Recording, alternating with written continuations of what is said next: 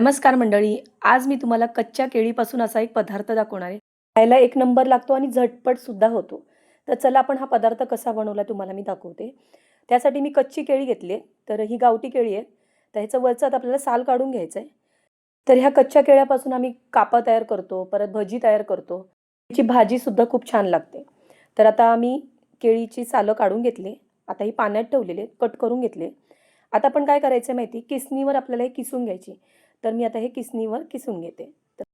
तर केळी आता मी किसून घेतलेली आहे आणि केळी कधी पण लक्षात ठेवा पाण्यातच ठेवायची, नाही तर काळी पडू शकतील. तर आता मी एका बाउलमध्ये पाणी घेतलंय. ह्यामध्ये आपल्याला हा किस घालून घ्यायचा आहे. हे बघा. किस एकदा स्वच्छ पाण्याने धुवून घ्यायचा आहे आपल्याला. आता हा धुवून घेतलेला आहे मी. तशी केळीसुद्धा मी स्वच्छ आधी धुवून घेतली होती. तर आता मी ह्याचं पाणी काढून घेणार आहे. बघा असं दाबून दाबून आपल्याला हे पाणी काढून घ्यायचं आहे. तर आता हे सगळं मी किस आहे सगळं असं ह्याचं पाणी काढून घेते. झालेले आता ह्या बाउलमध्ये एक आपल्याला हा किस सगळं घालायचं आहे. हे बघा. आता ह्यामध्ये आपल्याला आलं लसूणची पेस्ट घालायची आहे. हळद घालायची आहे. मालवणी मसाला तुमच्याकडे जो अवेलेबल असेल तो मसाला घालू शकता. जिरं घालायचं आहे. कलरसाठी मी काश्मीरी मिरची पावडर घातलेली आहे. जर तुमच्याकडे मसाला नसेल तुम्ही लाल तिखट आणि थोडासा गरम मसाला घालायचा आहे. मीठ घालायचं आहे चवीपुरतं. त्यानंतर ओवा घातलं आहे छोटासा चमचाभर मी.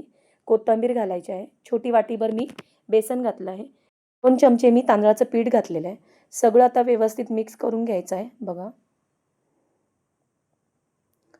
तर ह्यामध्ये पाणी जरा पण घालायचं नाही आहे. ह्यामध्येच आपलं हे सगळं होऊन जातं. थोडंसं वरून तेल लावायचं.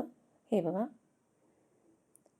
आता मी काय करणार आहे, एक तुम्ही ताट घ्या किंवा पोलपाट असेल तर पोलपाट घेतलं तरी चालेल. तर तेल घालायचं आहे आणि तेल व्यवस्थित लावून घ्यायचं आहे. आता आपण जे केलेलं आहे केळ्याचं बॅटर ते आपण घ्यायचं आहे आणि थापायचं आहे. तर जाडसर थापायचं आहे, जास्त पातळ करायचं नाही आहे. कारण ह्याच्या आपल्याला वड्या पाडायच्या आहेत. तुम्ही पाहिजे तसे हाताने गोल गोल आकाराचे केले तरी काही हरकत नाही. तर मी अशा वड्या करून घेते चौरस आकाराच्या.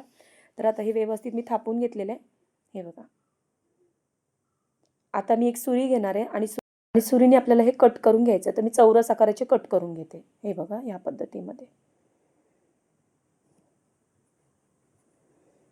तर तुम्ही गोल आकाराचे करू शकता. हे तुमच्यावर आहे कुठला आकार द्यायचा आहे. शंकरपाळीचा पण तुम्ही आकार देऊ शकता.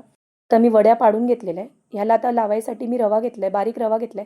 यात थोडंसं चिमूटभर मीठ घातलेलं आहे आणि हा रवा आपल्याला या वड्यांना लावून घ्यायचा आहे.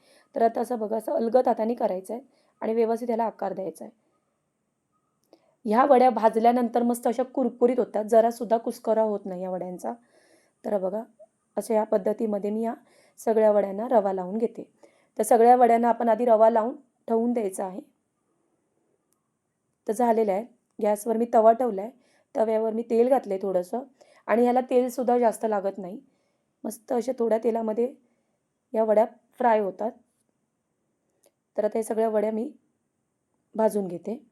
बाजूने थोडंसं तेल सोडायचं आणि ह्या बारीक गॅसवर आपल्याला भाजून घ्यायच्या. तर एका बाजूने जरा भाजलेल्या आहेत तर मी परतून घेते.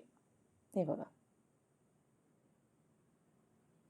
आणि खूप छान लागतात. यामध्ये ओवा आहे, जिरं आहे. म्हणजे छान लागतात. दाताखाली मस्त असं ओवा, जिरं लागल्यामुळे या वड्या खूप सुंदर लागतात. तर हे झालेले आहेत बघा. तर आता हे सगळे बाजूला करून घेते मी. आणि आता दुसऱ्यासुद्धा मी भाजून घेते. अशा पद्धतीत आपल्या हे सगळ्या वड्या आपल्याला भाजून घ्यायच्या. तर तयार आहे मस्तपैकी अशा खायला अप्रतिम आहे. चवीला एक नंबर. याबरोबर तुम्ही पुदिन्याची चटणी घ्या किंवा तुम्ही टोमॅटो केचप मस्त असं हे लागतो. मुलंसुद्धा आवडीने खातील. खूप छान लागते ही रेसिपी.